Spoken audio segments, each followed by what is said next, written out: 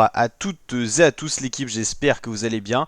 Pour cette nouvelle vidéo, on se retrouve pour parler cyclisme, on se retrouve pour parler vélo. On va parler des championnats d'Europe, notamment du contre-la-montre. Ça va être l'inauguration un petit peu de ces championnats d'Europe, toujours la discipline du contre-la-montre en première.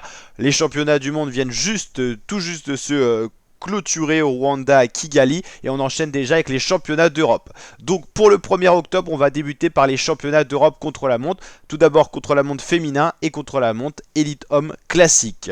Ensuite, il y aura différentes épreuves, les relais le 2 octobre, les championnats d'Europe féminin en ligne et le classique, la course en ligne élite homme le 5 octobre pour clôturer une nouvelle semaine de course de cyclisme. C'est bientôt la fin de la saison, hein. Le mois d'octobre clôture la saison, notamment pour les Derwear World Tour. On parlera du Tour de Lombardie sur la chaîne YouTube et ensuite novembre, c'est le début de la saison d'hiver et avec plus aucune course d'inscrite. Le retour, ça sera en février-mars prochain.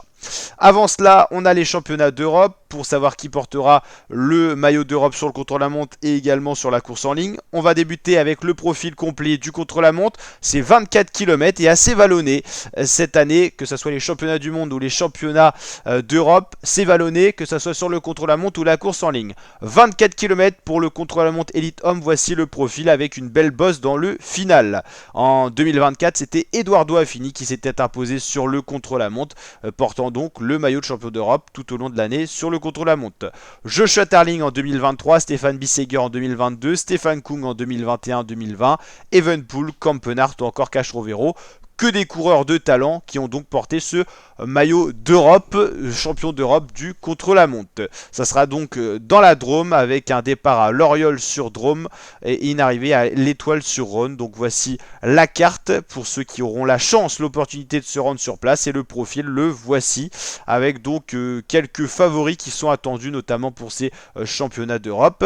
Donc le championnat d'Europe du contre-la-montre se dispute le mercredi 1er octobre sur les routes de la Drôme et dans la vallée du Rhône entre Loriol-sur-Drôme et l'Étoile-sur-Rhône. Le contre-la-montre sera donc de 24 km, ce qui est assez court. Le parcours empruntera notamment deux petites difficultés. La montée d'Alex, 400 mètres à 6,6% de moyenne, donc là c'est vraiment court. Et la montée finale qui est un peu plus longue, 1100 mètres à 5,2% de moyenne.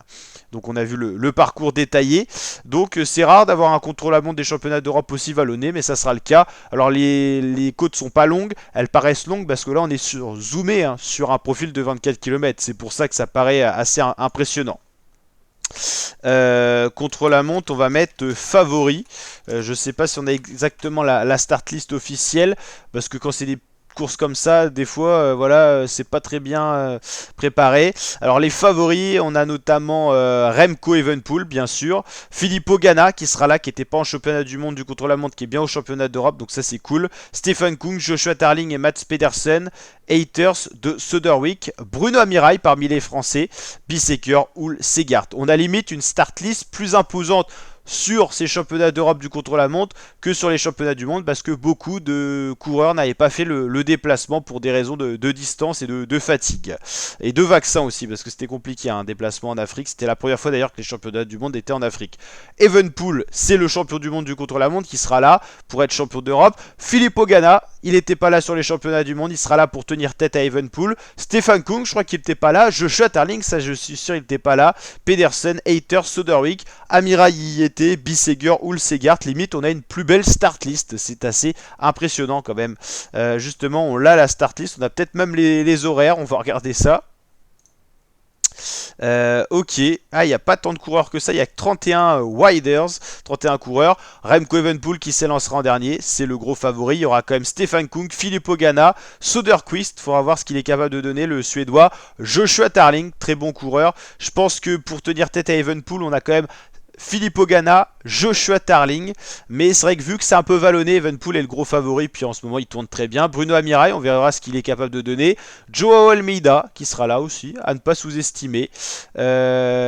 Valscheid, ok. Oui, ça va être intéressant. Et puis, donc là c'est les contre-la-montre, mais on aura l'occasion de reparler de tout ça pour la course en ligne Elite Homme qu'on suivra, où Pogacar est une nouvelle fois favori. Donc je crois que vous savez un petit peu tout sur le contre-la-montre, les favoris, le profil. J'espère que ça vous a plu. Si c'est le cas, n'hésitez pas à liker, partager, vous abonner. Et je vous dis à très bientôt l'équipe pour de prochaines vidéos. Ciao, portez-vous bien.